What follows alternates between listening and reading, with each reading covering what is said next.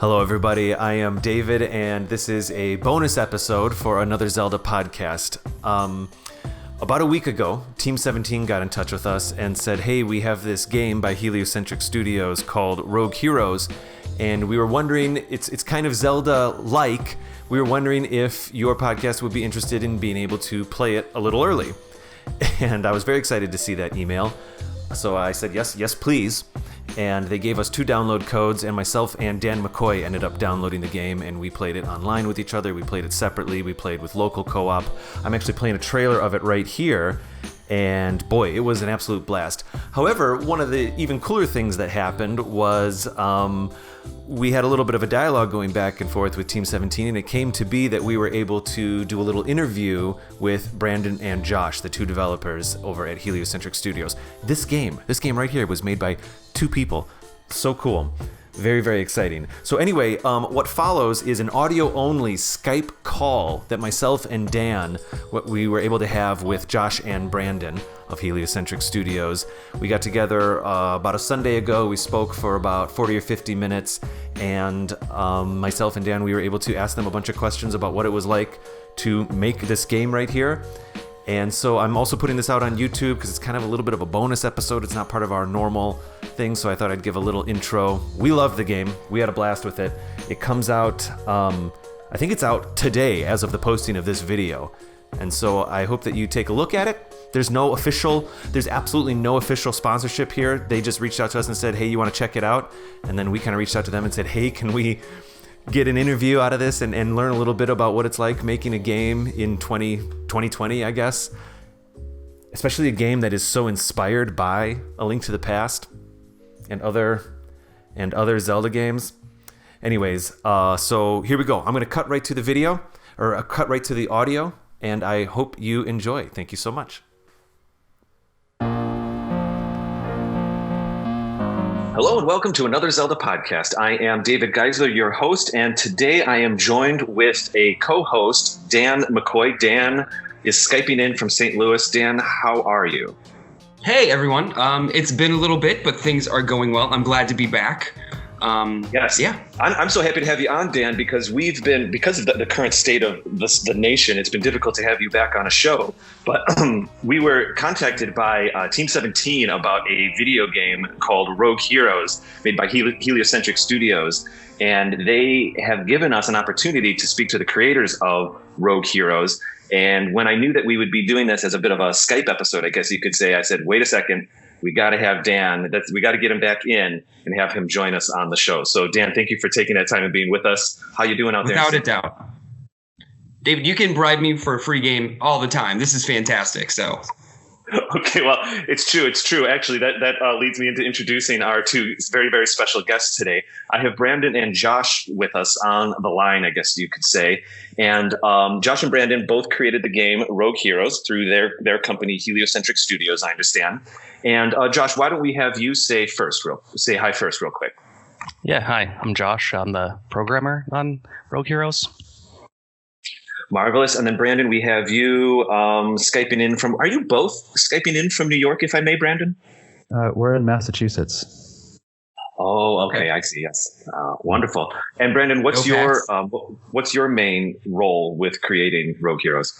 I did the art and level design for the game.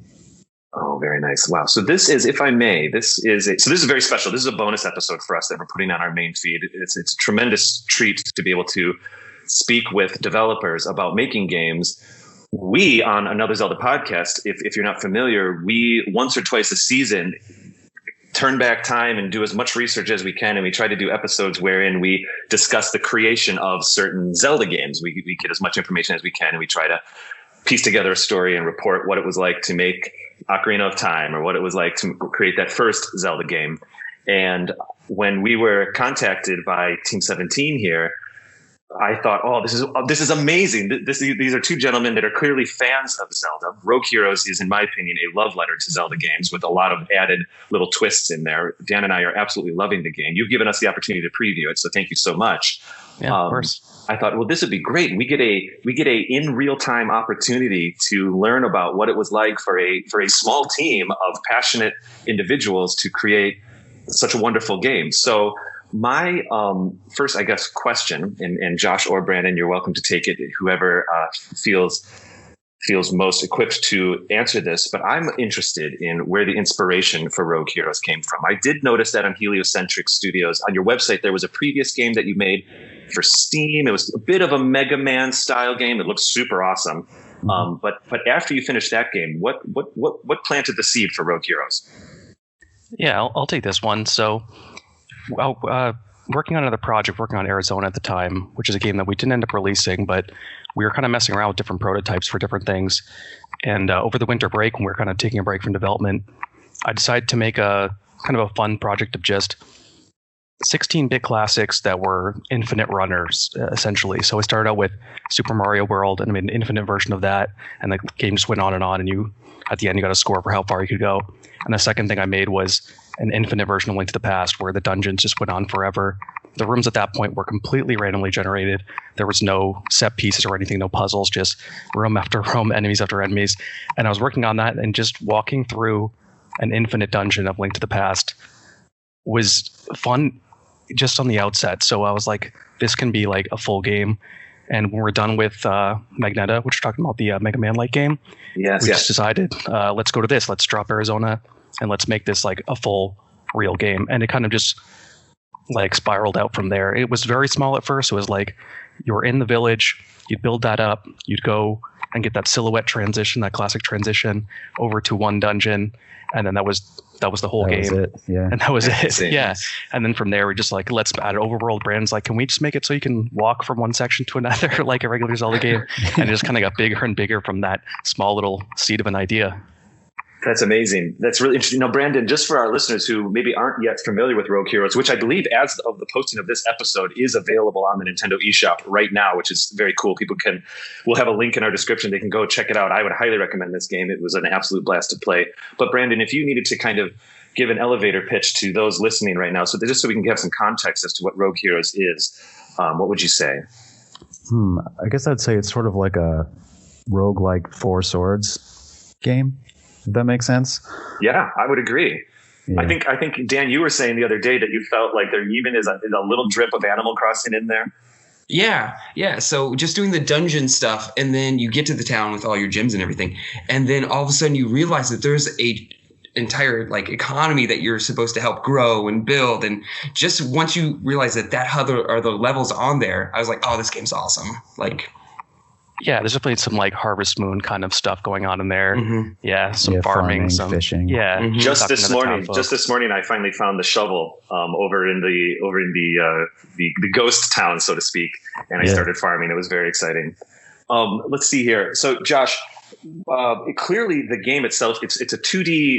It's visualized as a 2D game. Mm-hmm. It does zoom in and out, so I don't know if there's a bit of a 3D aspect of an engine going there or scaling, but when you were trying to, I would say that Rogue Heroes is aesthetically very much in line with like a Link to the Past or something like that. Could you speak a little bit about how you recreated it, so to speak, a bit of a Link to the Past experience, but in a modern, I don't know, are you using an engine? How did you code this thing up?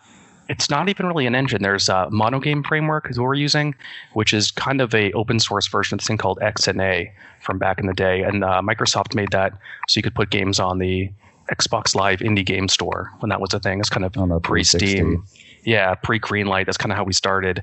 And we're still using that. And it's not even really an engine like Unreal and Unity where you kind of drop in components and stuff. You just have to code it all from scratch. And yeah, it took a lot to get that in there. Like the scaling is just kind of you can use kind of a camera. It's like technical stuff like a transformation matrix that kind of changes what you're seeing, and it kind of scales the 2D art out. But everything has to kind of be handled by your own system. So even things like Z order layering, so that monsters kind of appear in front of or behind things, or you can go behind a tree and in front of it. That all has to just kind of be worked out. There's no engine level support for that. Yeah, so we just have to kind of go through thing by thing and make it work and appear as you expect it, as kind of a Zelda game would look. Yeah, like a lot of these games now are made like in a 3D engine, but it's just made to look 2D. Right. But not the case here. Yep. Pure 2D. Yeah. Both Dan and I were impressed. So I played it. I played the game as it clearly can go up to 4 players. I think that's when the game is at its strongest. But I played it as a single player game multiple times, which actually I shouldn't say that it's at its strongest at 4 players, because I found the experience just changes as a single player. I did a lot more grinding and building up my character when I was alone, so that when Dan and I would get together, or my girlfriend and I played local, Dan and I played online, and then Dan, I think you actually played with 2 other people local just last night. We played for a couple hours. Had a blast. So I've never experienced straight blast playing this game, guys. Nice. Oh, I'm so sorry, Dan. What was that? No, I was just saying how much fun we were having. Like, my friend kept on picking up my skull. I'm notoriously terrible at video games. I love playing them. I'll play them till the end of days, but I'm awful at it. And I have another friend who's amazing, has beaten Dark Souls 1,000 times. And so he basically just carried me through a lot, and literally picked up my skull and carried me through a lot of the dungeon. Yeah. So once he found out that you could start throwing it, that changed the game altogether. He had a big fun time with that. Hit enemies with it and stuff. Yeah. So we were very impressed. We were very impressed with how far out the whole thing scales when you do have 2. For me, it was just perhaps 2 people on the screen at a time, but I was so pleased with how far out this thing scales, because sometimes what happens with multiplayer games, the most famous example, I feel I remember back in the GameCube days, I was really excited to play Crystal Chronicles with the Game Boy Advances and everything, and on the GameCube, and my friends and I got all the equipment and we started playing that game, and then because they weren't able to scale out, literally zoom out to show you more, they created this mechanic where there's a bubble of protection that you have to carry with you. And it was such a downer, because we felt we have 4 people, but we really have to kind of stay within 5 feet of each other. With Rogue Heroes, I've had so many times where I'm on one side of the town or one side of the dungeon room, my girlfriend's on the other side of the dungeon room, and we're minding our own business, but working together. And so I just want to say that whatever you did to create that sense of being together but still independence, just by having the thing zoom out so far, was really great. Brandon, when it came to having the game, so original A Link to the Past doesn't do any kind of that scaling or anything. Super Nintendo didn't have that kind of stuff. But when you set out to reference and honor the feel of games like A Link to the Past, to create the art, what's that process like for you? Are you doing sketches and then creating pixel art? Are you handing assets back and forth with Josh? How does that all go? It's a little bit of both. Sometimes I'll sketch some stuff out, but a lot of the times I just get into GIMP, which is what I use most of the time, and just start drawing stuff, whatever idea I have. And so then when you bring the assets into the game, that's something that Josh, that gets handed over to you. Is that how this works? Yeah, we have usually use a share drive, a Google Drive. Brandon will pop stuff on there and tell me to grab it. And then, it's I think if we worked in an engine like Unreal Unity, one of the advantages of that is that we can kind of work together kind of directly in engine, and Brandon could just drop things in and try it out. But we have a little bit of a delay to that process where I have to grab the asset, add the code reference to the sprite, get it in there. And so, there's a little bit of a constant back and forth. We're always on Google and Hangouts all day, just figuring this stuff out. Yeah. And once we get stuff in, we can kind of I can iterate on stuff once it's in. I can update the asset and update the maps and that sort of thing and try things out. But it takes a little bit to get that first step. Brandon, I wanted to ask you something else here. The most obvious thing when you watch the Rogue Heroes trailer, or even when you start playing, is the likeness to a lot of the old school 2D Zelda games. For you, what was it like creatively as an artist to reference those games, but to also, Rogue Heroes still does have its own identity as well. When you're creating the art assets, I'm curious to learn about that a bit. Yeah, I don't really know. I would just try to make something that had that same look and feel, but then just also kind of take the same stuff that would be in my own drawings and work that stuff into. Yeah, and sometimes we got a little too close in some areas and pulled it back. I know we had a bomb bush in the game at one point, and we were told that was not a good idea. So that's why you have now the little bomb item spawner that kind of spits it out. So sometimes we rode a little bit too close, maybe for people's comfort, but we pulled that stuff back a little bit. No, it's great because it's still, it does feel like, so one thing that's been happening on Another Zelda podcast for the last year is our listeners and many of our cast members, there's been kind of this macro conversation about Four Swords, and everybody wants it to come to Switch, or everybody wants it to come to all these different things. And, there are some complications. Back in the day, Four Swords did use the dual screen of having a Game Boy Advance for each person and having the main screen. And yes, they had a couple patches for if you're playing alone. They'd literally have the Game Boy screen show up on the TV, and maybe Nintendo could figure something like that out for a Switch version.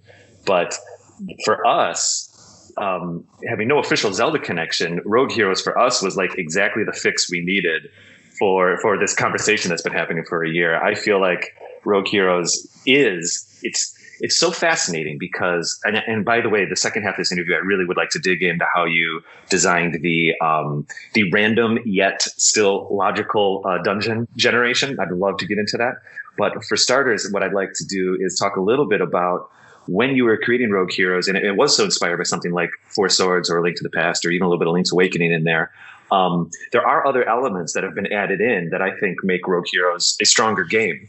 And Josh, I was wondering if you'd like to talk a little bit about the process of, starting with this baseline of, as you said in the beginning of this interview, the baseline of just room after room of a version of like a Link to the Past dungeons, but then turning it into its own identity. What was that process like for you?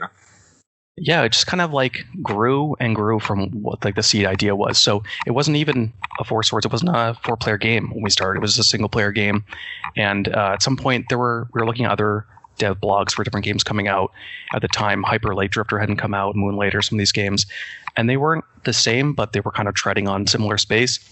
And so adding 4-player, kind of making it more of a Four Swords kind of game was a pivot for us to do something a little bit more unique.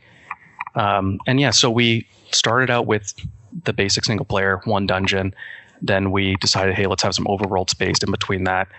And then we're like, well, maybe we'll use 4 dungeons and we'll kind of just put them in the cardinal directions, kind of like a natural idea to have four directions, 4 dungeons, and have the village be the heart of that.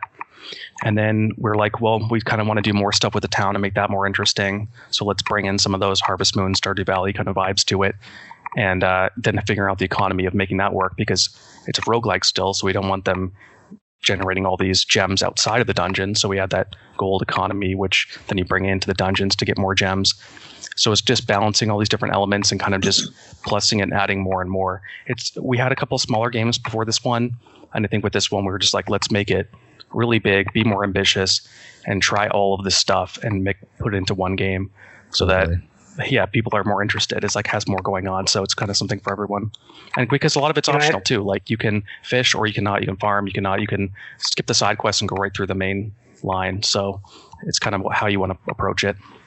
Well, Zelda fans do love their side quests, but what I was going to say is that in no way does never did this game feel like it was padded out or bloated. I always felt like everything I was doing was informing another experience, even if I was simply grinding for some gems or collecting some gold or selling things at the market from things I grew in the farm. It all feeds to this. I mean, essentially, you know what? In my opinion, if I may, I don't know if you'd agree or disagree, but I was. This morning over breakfast, actually, my girlfriend and I were talking about the game, and she was referencing how we were doing a lot of we were dying a lot. I'll be honest, but that's part of the game. Well, I can relate to that. I can relate to that. But that's the thing is what I realized in my conversation this morning was, a lot of times maybe a classic Zelda game, dying doesn't happen so much, with the exception of maybe that first hour of Breath of the Wild these days.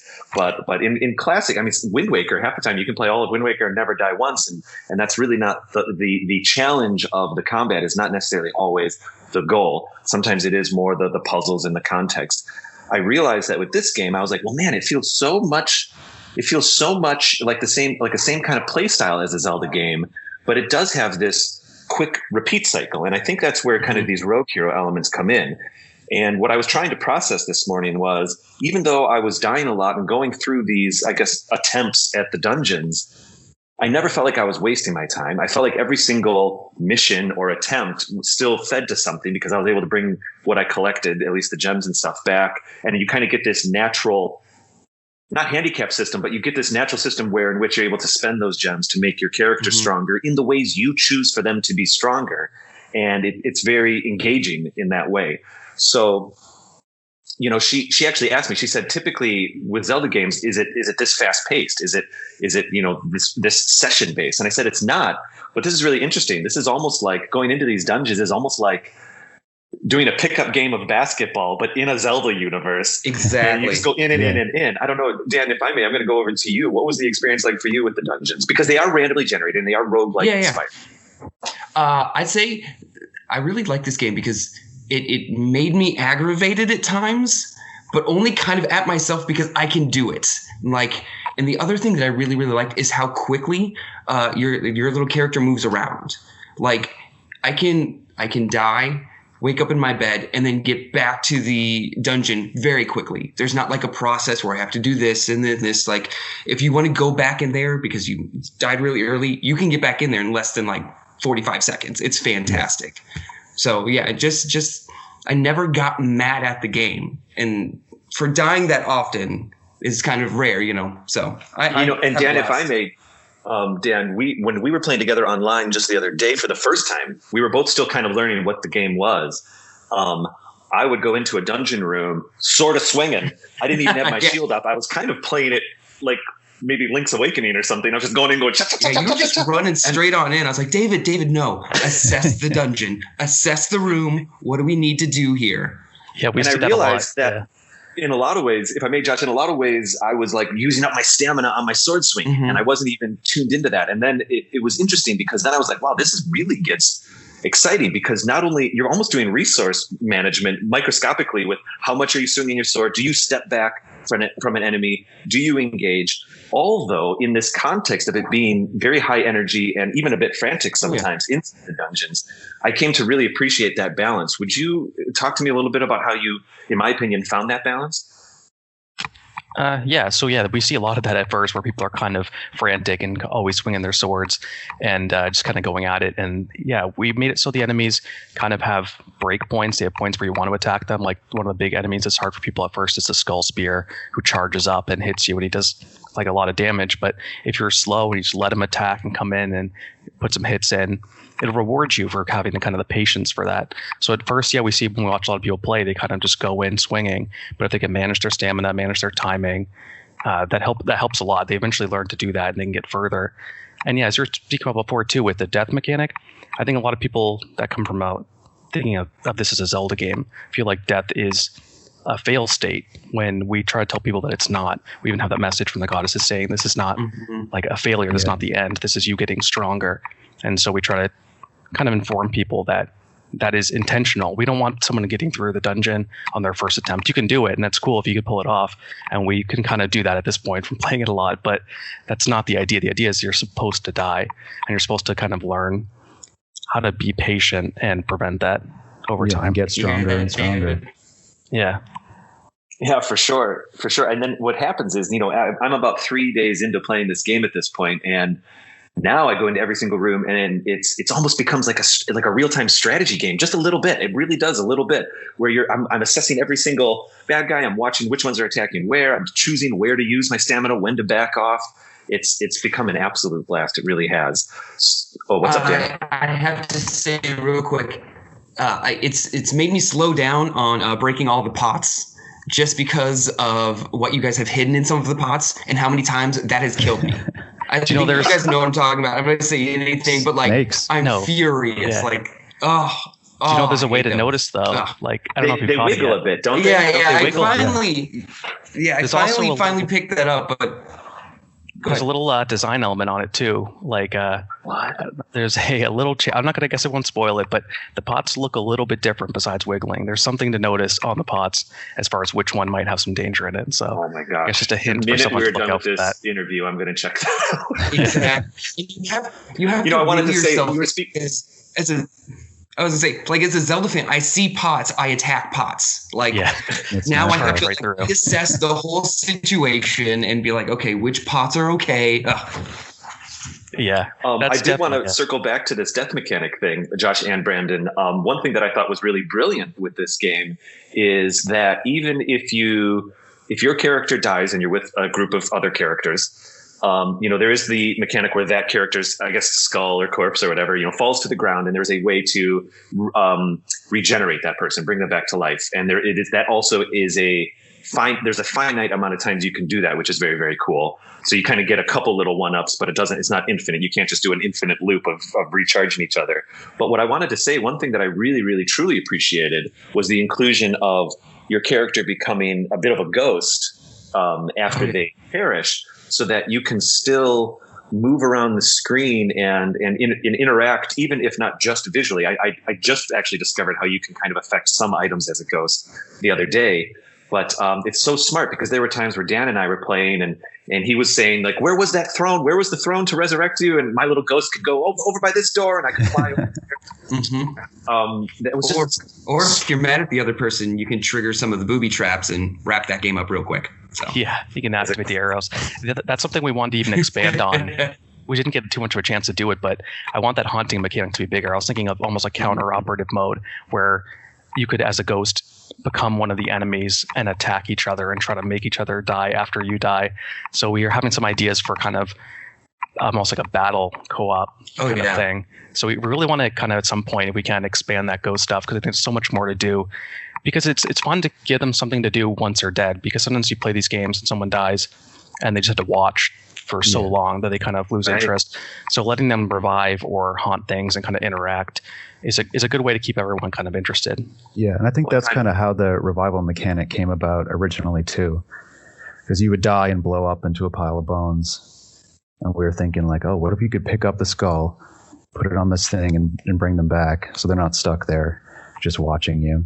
Yeah, it really keeps everyone looking at the screen, and it keeps them engaged, and it keeps them part of the journey in the story. I was in the overworld, and my girlfriend perished, and I picked up her skull, and we were running around all over the place. I originally thought maybe we'd go back to the hospital or something, but we found that there were some other points that you can actually revive people. I don't know if I want to give too much away, but she was perfectly content for the solid minute or two that I was running around the overworld trying to find a solution. She was just flying along with me and affecting bushes and stuff, and it was I really clicked for me. I was like, these guys really thought this through. This is pretty nice.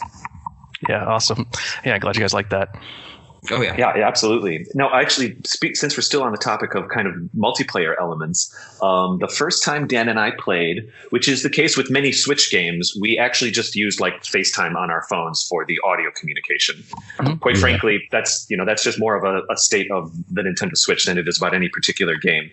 If we're even playing Mario Kart or Smash, even though like Smash comes with technically an app that lets you communicate, let's face it, most of the time people are doing some kind of phone communication. However, we had a point where my phone died, and Dan and I were having so much fun playing that on my last, 0.5% of battery, I texted him and I said, well, let's keep going, because there's that X button communication system that they've programmed in, and let's see how well it works. And so if I may, if you hold down your X button while you're playing, there's I would call it a communication circle of the 4 cardinal directions and maybe 8 other icons that might help. Like there's a heart to say, I would interpret that as, okay, yes, I like what's happening. There's an X, there's a question mark, there's a light bulb to indicate maybe, hey, I have an idea, maybe follow me. So we played then for another 40 minutes or so, no communication at all. Like my phone was dead, and I think we pulled it off, Dan. What was that experience like for you? Yeah. Use the X button? It was, for me, yeah. I enjoyed it, yeah. And because in those moments you try and be a little funny too. So it's like, say you help me down or you killed an enemy. It's like, oh, here's a heart. Good job. Like it was as informative as it was when we needed to get things done. It was also fun that we could throw like, oh, hey, good job. Or you died and it's like, oh, that's a skull or something like that, Yeah. And then the arrows are obviously very helpful for just pointing up, down, left, or right. But Brandon, I'd like to ask you, what was the process of picking, because it's interesting with a communication system like that, where you're essentially just using glyphs or icons to kind of allow them to be contextually interpreted. When you had to pick the 8 icons, or when the 2 of you had to pick them, what was that like? How did you try out some icons that didn't work? Did you find some that did? What was that like for you, Brandon? I think we came up with like an initial list of things that we'd want to have in, and then just kind of narrowed it down to things that made sense and things that could maybe be used in more than one way, like the heart, like you guys were saying. That could be like, I need health, or it could be showing appreciation. Yeah. Same thing with the skull. It could be like danger, or go get their skull. Go get. I'm just curious now. Were there any icons you found that were too vague or misleading that you ended up not using? I know we had some that we didn't use, but I can't remember what they were off the top of my head. Yeah, I think it was pretty close to our initial list. And I think also we can't super take credit for this one either, because I don't think this is our original idea, right? I think Team 17 was it to Matt? do the wheel. To do the wheel. Yeah, that was Chris's idea. That was Chris's idea, yeah. Producer at Team 17 came with the idea. I think it was a really smart one. I think it helps a lot on a platform where you can't communicate traditionally. There's no voice chat. If you're playing on PC, you're probably hopping into Discord with your friends, but on Switch, as you're saying, it's not that common to have an easy way to talk to people. So that's a good middle ground. Also for people that are playing just random matchmaking on Switch. I don't know how many people are going to do that because it's probably kind of chaotic to work with random people. But if they do that, I think this wheel will let them kind of work together in a way they couldn't otherwise. I agree. And I think that's a great segue into speaking a little bit about your relationship with Team 17. Perhaps I know they're the publishing company, isn't that right? Yes. Mm-hmm. And so at what point did you create this relationship? Did Heliocentric Studios create the relationship with Team 17? And then it sounds like they had a little bit of input. I'm actually quite curious about this relationship all of a sudden. Yeah. So it was probably summer 2019. They approached us. They found us through, we ever had a Steam kind of greenlight page. They found that and they were kind of interested. I think, they like a lot of local online kind of couch co-op kind of games. So I think that helped us because kind of in their wheelhouse. And we were super interested in working with them because, they're a great company. They're like make a lot of really good games. They work on a lot of really good stuff. And so it was a good opportunity for us. And so, we jumped at that. And they're a huge help because they, do QA, which we're a 2-person team making a 4-person game, which is kind of a crazy thing to do. QA has been so helpful. Yeah, you can't test this stuff. Like I have 4 Switch dev kits over here, and I'm like trying to hold multiple joysticks at the same time. I have like this weird spider grip configuration to like use multiple machines at the same time. So having like these people to help and also just point out things for us and test things, it's been awesome because as a small team, there's a lot of things that you can't do. There's a lot of things that you don't have time to do. And it's been really awesome. A lot of things that maybe you don't see or notice that just another set of eyes of people looking at it helps a lot. Yeah, you get kind of blind to things when you work on a game long enough where you kind of play in a certain way and then someone has a fresh pair of eyes on it and they point out things that seem so obvious when they point them out, but you can't see it anymore. You're like too close to it. Yeah, it is nice to have a couple different, what is the expression? The farther you step away from the picture, the more you can see sometimes. Yeah. I've been saving this because I really would love to learn about the process, but I'd love to talk about the randomly generated dungeons. And the reason I'd like to talk about that is, first of all, I'd love to learn about what your logic is behind it. If you have certain system trees or whatever it is that creates these dungeons, because the reason I'm so curious about it is that, in my opinion, I've played other randomly generated games and they're oftentimes fun. But the thing about, for example, a Zelda game in particular, is that the player really appreciates a bit of design and a bit of, payoff of having certain puzzles pay off in other rooms and things like that. And I felt that Rogue Heroes really found that relationship of having a larger contextual experience with the entire dungeon and then still having these unique experiences per room. And I couldn't help but notice that at certain times, certain rooms, you play the dungeons hundreds of times at this point with Rogue Heroes, you start to recognize certain pieces that are being repeated, and that's absolutely expected, but then they're reinterpreted, or the puzzles inside certain rooms are repurposed, re-engineered. I'm imagining that there are layers and layers of randomization happening inside each room. And I would, if you don't mind, Josh and Brandon, I would absolutely love to learn a little bit about what it's like to create something like that. Yeah, definitely. There's a lot to it. I think as far as the mixing things up, I think that was Brandon's idea to kind of have spawn group configurations. So sometimes you get a little bit different puzzles, different enemies. So even in the same room, it might feel a little different when you come back to it. But originally we had it so it was purely random. When we were working on that like seed of an idea of that infinite Zelda, it would just kind of make the room on its own. It would just generate weird layouts. But there was something missing to that because it can't bring in that Zelda experience. You can't have those unique puzzles and those setups. So we're like kind of taking a page from a few people here. I think Spelunky was doing this where they kind of are randomly generated, but there's chunks of things that you design intentionally. And so that's kind of what we're doing is each room was intentionally designed in like a certain way with different variations, and then we kind of stitch those together. And then also there's things like the classic Zelda sliding block puzzle. We have that in there, but those are completely randomly generated each time. So every solution to those is unique. I'd like to do more of that kind of stuff. I think that was like a fun thing to work on. But I loved it. Oh, yeah. Yes, pardon me. Well, to the point of the sliding block puzzles, do you have to, how do you, let me ask it this way, how do you make sure they're solvable? Yeah, so you kind of work, it's funny, if you want to like the kind of technical way to do it, you do it backwards. So you kind of pick an end goal, and then you move it back, the block, and then you put something that it stops against. And then you keep going until you pick a certain amount of moves. So I think it's between 7 and 11 moves on average. And then you drop in a whole bunch of extra random blocks that don't matter. And then you just have to make sure those new random blocks don't actually interfere with the initial solution. So it's kind of like a working backwards way to make a puzzle. This little generator thing I came up with. And then for the dungeons themselves, they pick all those rooms, they stitch them together, and then we chunk them up into pieces on each floor. So we put in a key lock door, and then in the rooms before that key lock door, we put the key somewhere. It could be on an enemy, it could be usually in a chest, as a solution, like a reward for a puzzle solution. So we give them the key somewhere, but then we also have these little event spaces in each room that can add a revive statue, a gold chest, a dungeon merchant, so something else on top of that. So we have all these layers of kind of random elements to kind of mix things up a lot.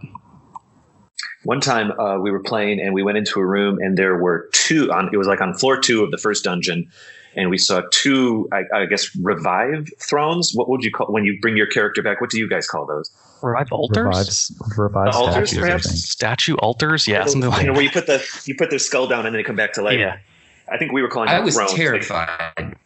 Yeah, it's very Like, ominous. there's 2 of them in Red here. light. They're expecting us to die. This next room's going to be awful. Like, oh my gosh. I was It terrified. made me realize, yeah, you're right, Dan. It was you and I playing when we saw the 2, and it made me realize, okay, obviously there's a level of randomization here, but I'm wondering if Heliocentric is doing a certain amount of system checks to make sure there are enough and also not too many. And I'm imagining that there's certain checkpoints in the logic of a dungeon floor, and you're trying to.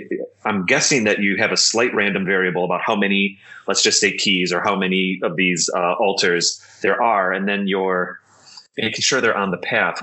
How do you? I'm trying to turn this into a question. Thank you, pardon me, because I'm just getting excited. How do you process that? How do you turn that into a logic model? Yeah, so for like the revive statues and different things, a lot of times we'll have a limit, but then we'll have like a roll chance. So each time you are generating a realm, you kind of roll. It's like an RNG roll of whether or not it puts that thing in there. But then also we don't want too many, because with randomness, you can have a statue every room if you want to. So it's a combination of rolling on it, but also saying, okay, this floor has 2 or 3 of these. Don't make any more. Don't add any more. So yeah, there's like randomness with limits is kind of the way to control that. That's cool. And then obviously, for in a single dungeon, each floor increases in challenge. Are you simply putting multipliers on variables, or is it a new logic path per difficulty increase? Yeah, we learned a lot about this from the first game we worked on. We worked on this kind of scalable kind of arena shooter shmup kind of game, and we learned a lot about scaling in that. And so it's basically like a fixed number. You have the monster levels go between 1 and technically 1,000 right now, because the endless dungeon keeps going on, and then you kind of ramp it like a curve. So it's a linear increase, but also an exponential increase, just to make sure that you can't come back, or you can't like overpower the dungeon, or you can't, like, the challenge kind of scales in a way that you need to get those upgrades in order to go to the next one. It's not just like 3 more hits. At some point, you need 40 hits if you didn't upgrade anything. So it's all these kind of ramps. And the way you kind of control that is usually, my approach is usually starting from what you want it to be like and working backwards. So you kind of come up with this curve, but then you say, I want it so that when they're maxed in the last dungeon, an enemy on average will take 10 hits. On the first dungeon, maybe it takes 3. And then you kind of make sure that all those different scales kind of line up to create the experience that you expect the player to have. Honestly, that sounds just as fun to program as it does to play. That sounds like such a blast. Yeah. Programming games is a lot of fun. It's like a lot of puzzle solving. So it's like a Zelda game in a way. It's like just solving puzzle after puzzle. So yeah, it is a lot of fun to do. It's a lot of fun to work on. Lastly, Dan, if you have some questions for the gentleman, that's perfectly fine. But I'd also like to ask. I'd like to go all the way back to the beginning here, and maybe I'll switch over to Brandon. Brandon, how long had we talked a little bit about this at the beginning of the interview, but I'd like to quickly recap the experience from starting the game to now. So when did you guys first conceptually, after when you chose to make Rogue Heroes? I know that there was a bit of the test of the endless dungeons and all of that. When you made that choice, what's the experience like? Is it working on it during the weekends? Is it working on it every single day? What has the last year or two, I assume, been like for you, Brandon? Oh, it's definitely been every day during the week, a lot of weekends. Yeah. It's a lot of work, but it is fun. Every once in a while, you just got to realize, like, I'm animating mud monsters and playing this game. Like, it's pretty cool. It sounds super cool. Josh, what were some of the main benchmarks, the phases in the development of the game? So you had the concept, and then did it take half a year to get to a working model, and then half a year later you have your relationship with Team 17? What was that timeline like for you? I'm just curious about this, and I think our listeners would be too. Yeah, it was a while, because when we were first working on the like prototype kind of thing, we were still working on Magneta, that Mega Man kind of game, and so we didn't jump over right away. And then when we did switch over to full-time development, it was probably a year to get. We kind of went with more of like a vertical slice model where we polished it a lot. We added all the effects, like tons of just making the hits feel satisfying when you're doing the combat. And so at first we're just focusing on that, and it was just the one area. The first dungeon had maybe like 20 room variants, so it's very simple, but you could kind of see why it can work. And we worked on that for a while. We were kind of bringing that around to different people, kind of marketing it. And I think when we got with Team 17, we still had like half the game left. So we had this really kind of polished vertical slice, but we had the first dungeon with some rooms, and a little bit of the starting of the second kind of swamp region. And then from there, we just needed to build out region 3, region 4, kind of finish everything out. And it helps with Team 17 because they kind of keep you on a track. They have these milestones. So for us, it was kind of just working like randomly, just what do we want to add? What do we think this game needs? It's not very focused in a way. And then when we go with them, they're kind of like, okay, let's make these markers of what you want to put in the game, and let's put times on these and try to hit these dates. And so then we had our real kind of milestone marks to flesh out the game. And at that point too, it wasn't online. It wasn't on the Switch, so we had a lot to do there too, where we had to like add these big features. And this is the first game I made online, and that's a lot of work. This is your first time making a game that's going to show up on a Nintendo system too, I understand. Were there any differences for creating something that would go on Steam or PC for a console? Yeah, the Switch has a lot more to consider because it's also not a super strong console. It's not like porting to the PlayStation or Xbox where it can kind of, even though Rogue Heroes seems like a simple game graphically, it shouldn't seem like it's really pushing the limits there. There are still some memory limits. The textures can actually, if you add too many enemies and too many tile sets, they can actually kind of overload the memory profile of the Switch. So we had to work on that. We had to make sure that it could handle it, and that it ran at a good frame rate, and that the online systems on the Switch work differently than Steam. So we had to make sure we worked with Nintendo's online systems. And also there's just compliance level. Nintendo takes it more seriously than PC, where you have to make sure certain things are handled. We had the Friends invite system. We added support for that. And you just have to make sure that their play experience from what the platform holder expects is there. It meets their expectations. So there's a lot more to work on, which they helped us out with too. Team 17 is a compliance team, which helps you kind of figure out what Nintendo expects. They do expect a lot more. Steam, you can kind of do whatever you want to do. Nintendo, they want a certain quality there. They want a certain level of support for their systems. Like even single Joy-Con, we have single Joy-Con support, and that has to change all the control scheme when you switch a single Joy-Con, which is kind of a challenge to work on. So so when I was playing with a Pro controller, and the right stick did the sword, which was very nice. What's the main difference when you go to single Joy-Con? I saw that you had the ability, but I didn't actually do it myself. So there's certain things we take away. You can't switch weapons. You can't quickly toggle because we don't have the extra shoulder. We only have one shoulder. Of course. So we have to use that for tool and shield, and we can't have them quickly switch equipment. And they obviously don't have the second stick for attack. They have to use what is it? Basically the Y button on there when you turn it. I don't know. I always that's another thing. It's like parsing what it's like when it's turned because all the face buttons rotate on you. Yeah. Yeah. So that's mostly it's like the limitation of control. I was happy we could get that working, but we just barely had enough buttons to make that a thing. Yeah, but we really wanted to do that because that's like a cool feature that you can just with a base switch you could play 2-player. Yeah. Yeah, I think it's almost for a game like this where I think a lot of people will be playing online co-op, but it's also so couch co-op friendly that having that was a very smart choice to go to also be able to flip out those little Switch Joy-Cons and use them as well. Dan, do you have any questions for Heliocentric before we start wrapping it up here? I have a couple questions. So as just a game creator aspect, like how do you come up with the names of like the towns and all of those areas? Because sometimes I look at them like I would have never be able to make up that name, you know? So where does that come from? Yeah, that's actually like a cool question because you just think of random stuff until one kind of sticks. I know we named the region Tasos, and I wasn't even super happy with that. And sometimes I look back on it and I'm like, does it sound like Talos? Does it sound like an Elder Scrolls thing? I'm like, is this too close about like getting into my brain here? But I think we went over a few alternates and then that's kind of stuck. And then even like the village, we went in Tori village. And I think I like that one a lot because it seems very Zelda-like. Mm-hmm. But then also we have different things where we take from like what exists on like our planet as far as naming conventions. So we have different people that kind of have German names, either travelers like Heinrich and Gustus.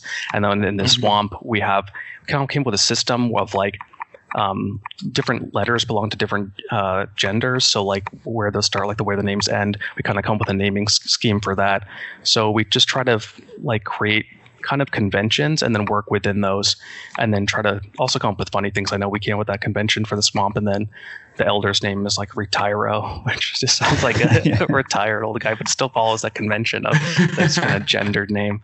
So it's a fun thing to work on, and a lot of it's just iteration of just coming up with a list of things, almost randomly just kind of pull them out and then looking at that list and thinking what's maybe the most interesting or the most and fun some of them sounding. are just like stuff like there's an area called Kesser Falls in the game, which is just a town in Maine that I used to drive through, and I always was like, that's a cool name. I didn't know that. That's why Yes. I had no idea. That's awesome. You got that from that. That's funny. Yeah. Awesome. Well, Dan, if you don't have anything else. I don't really have a question as much as I can't even stress, like, guys, after this is done, I'm gonna go play it some more. The one thing that really struck me is like the small little details in the game that are just like fantastic. Like when you break a vase, like you can kind of like run around in the broken pieces and kind of displace them a little bit, and just little things like that just make the game a couple seconds more fun, and it's littered throughout the entire thing. So I just want to give you guys praise. I'm in love with this game. Thanks. Yeah. You know, I just remembered something. When the first time Dan and I, so we had both played for about an hour individually while we were setting up to play online together. And within the first 10 seconds of us getting into the same lobby, I built the lobby, he joined, and then we were on FaceTime. First 10 seconds in, he goes, I'm obsessed with the sound our characters make when they go up and down stairs. Yeah. It's so cute. Yeah. It's like, Yeah. And the other thing I loved was so you get there and like there's bushes and you have a sword, so naturally you have to attack the bush, right? And then it starts counting, and I was like, there's an achievement for how many bushes I attacked. It was almost an hour before I looked for the dungeon. Like I just cleared the entire area of every single bush. I was like, I'm gonna get this achievement. Yeah, the bushwhacker achievement. Yeah. That small stuff's fun. I was gonna say that small stuff is like fun to work on, like where you're saying like the pots being able to like skitter around in little particles there. I think that was Brandon's idea, and I think that stuff really came out of that first year, where the only thing we wanted to do was make a super polished vertical slice of the game, so that it just the little things felt good. And I think that was like paying dividends. So even though we were eventually just focusing on finishing out, adding content, finishing the dungeons, I think those little early things when we were kind of just us on our own, spending time working on tiny things that don't matter, but then when you add them all together, Oh yeah, it's nice to hear that it's appreciated. It's nice to hear that you guys noticed that and that you like those little details, like pushing around little particles and bush leaves. Absolutely. I know mine.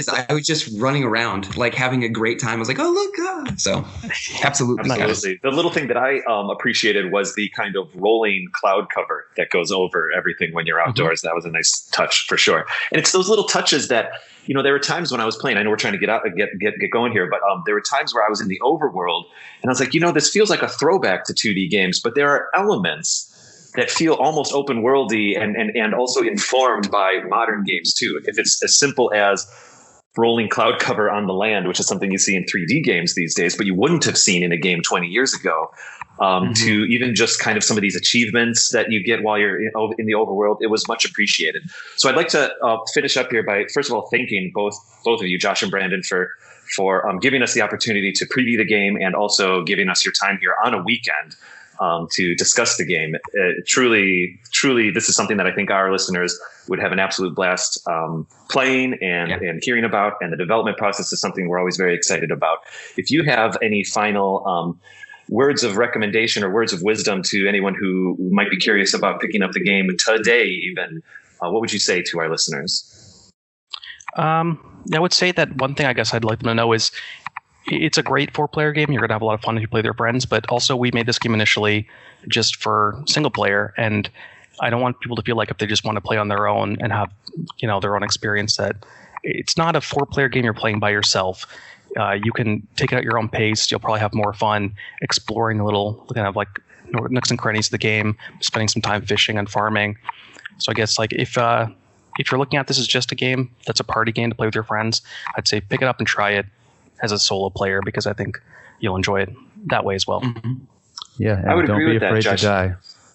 Don't be afraid to die. Yeah. Absolutely. And as a Zelda player, that's the one thing that I had to kind of get over a little bit, and then it becomes this larger metagame of building up those gems. I will say what I found is that when I was playing as a single player, I was diving. I've done a lot more overworld. Like I'm talking to the characters and learning about the stories, and I am having a bit more of a classic Zelda experience, Zelda-like experience in the overworld. And then we get together, Dan and I get together, and we go hit the dungeons a little bit or something. So there really is a quality experience no matter how you choose to play. And sometimes, actually, I have to say, Dan and I will sometimes play separately, texting each other, saying like, "Okay, I just got this," and then we'll team up and try to go hit the dungeons together. It's an absolute blast. So, Brandon, any closing words from you? No, not really. Just thank you guys so much for having us. This has been fun. Yeah, Wonderful. Thanks a lot. It's awesome to talk about the game, like more long form, and just go over the development of it. Because it's been kind of a journey, so it's fun just to reminisce on it all. Wonderful. Well, thank you so much. And let's see, is there any? And let's have you do a little bit of your social posts. If people would like to follow Heliocentric Games, or they'd like to follow Rogue Heroes, the actual game itself, do you have some social stuff you'd like to share? Yeah, we have our website, heliocentricstudios.com. But you can also find a link to our Discord there, where there's a lot of people talking about the game in there. It's a good spot to kind of talk to us, because we're responding to people on there a lot. And we have our Helioc Studios, like at Helioc Studios Twitter account, where we post as well. But if you want to talk to us directly or complain about something or praise us for something or whatever you want to do, Discord's probably the best place to reach out to us. Fantastic. I truly hope Rogue Heroes has a long life and perhaps future iterations. I truly hope my fan wish is that Nintendo pays attention, and I know they love reaching out to small companies to help them with some Zelda side projects here and there. I genuinely hope that they're paying attention to this game, because I'm jonesing for some official Four Swords interpretations. Nevertheless, Rogue Heroes will certainly deliver for me as a fan, and we will have links in our description to find the game. And this was an absolute pleasure. Thank you so much, guys. Yeah, thanks. Thank what you. you're saying about the Four Swords, I would love to do that. We have a shot to do official Four Swords. I know Kurt the Necrodancer got their shot. I hope this is our pitch. So please, Nintendo, give us a chance to actually work with the Zelda IP and the sound effects and all the wonderful little things we can use from there. So I had the same thought. That'd be amazing. Yeah. That is not to say Rogue Heroes doesn't deliver. It most certainly does. It's an absolute pleasure. But I hear you. If you put snakes in vases in this game, this Four Swords game, I'm going to be so mad at you. I'll put more enemies in there next time. All right. Well, Josh and Brandon, I look forward to a future relationship with you. If you ever have future projects you'd like to discuss with us, please let us know. And this was an absolute treat. Thank you so much. Yeah. Thanks, Awesome. guys. Thanks, guys. Thanks, guys. All right.